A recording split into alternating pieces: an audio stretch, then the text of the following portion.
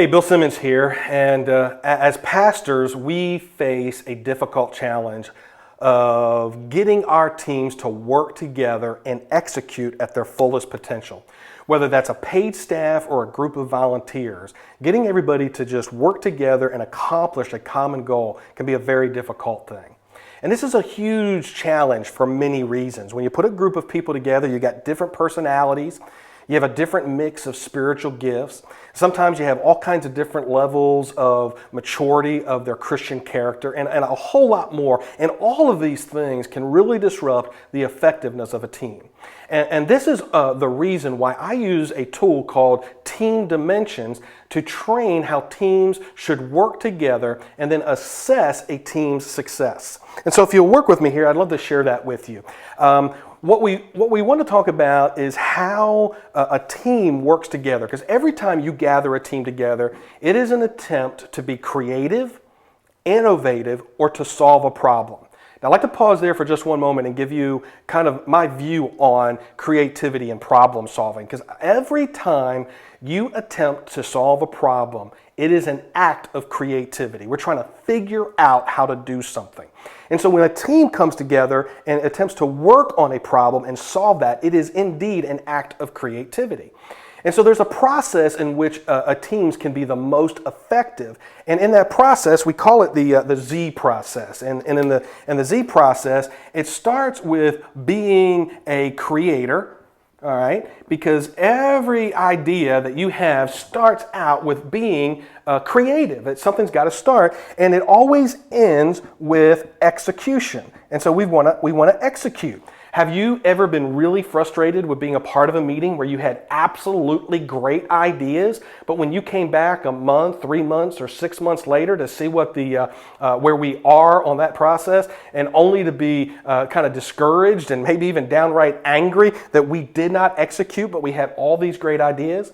Well, I submit to you that every time we want to be creative, innovative, or solve problems, it does start with creation and it ends with execution. But there's some things that we miss in the middle. One is that sometimes we do not advance the idea and then we do not refine the idea.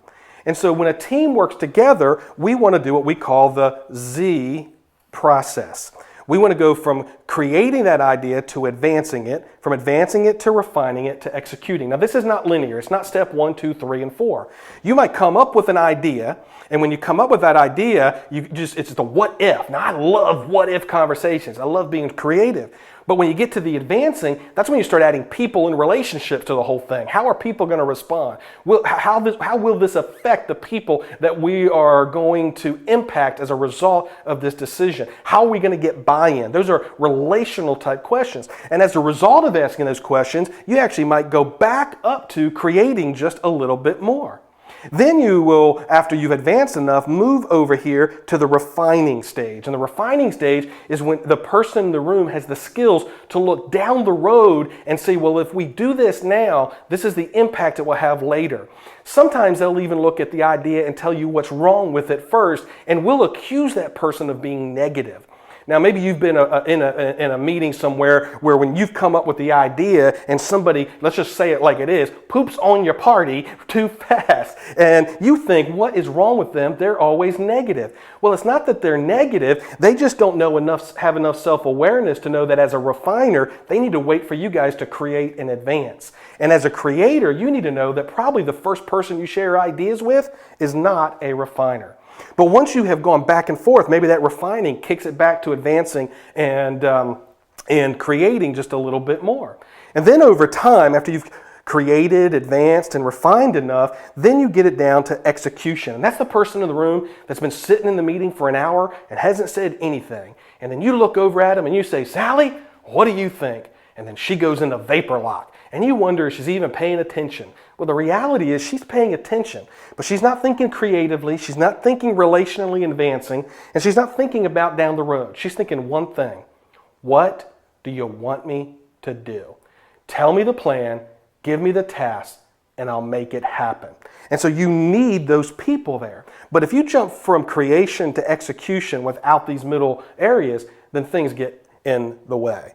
So what do we do as a team, if that's the process? Well, we have an assessment called the Team Dimensions Assessment.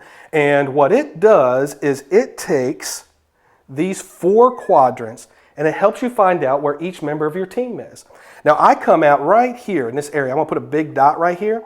And so I shadow a lot of the creativity. I get a little bit of advancing and a little bit of refining. That's one of the reasons I stutter sometimes, because when I get an idea in my head, I get the idea, I start advancing it and refining it all at the same time, and my friends, I can have a conversation with myself all by myself. Now, there are other people, their creativity is way, way up here, and they've got ideas all day long, but they're not able to see the value of getting those things executed. What you want to do is find out where the people on your team are. And if you can find out where the people on your team are, you're able to develop a team that really works together. And this is beyond just the psychology of a personality test. This is more about sociology and how people work together as a group. Now, it's very important for you not only to know where you are in this process, but the people that are serving on teams with you. Also, I encourage you to maybe share this video. You could share it on your Facebook, or you could email it to a friend. Maybe you have a friend that's just frustrated with his staff or his key volunteer leaders, and you could share some of these things to help them understand what it really means to build an effective team that accomplishes great creativity, innovation, and actually solves problems. And I believe sharing a video like that with a friend would make you a better friend to them. So remember, Church Health Solutions is here. We're here for you. Our goal and our purpose is to encourage pastors and equip churches. And if there's any way that we can serve you, please feel free to reach out.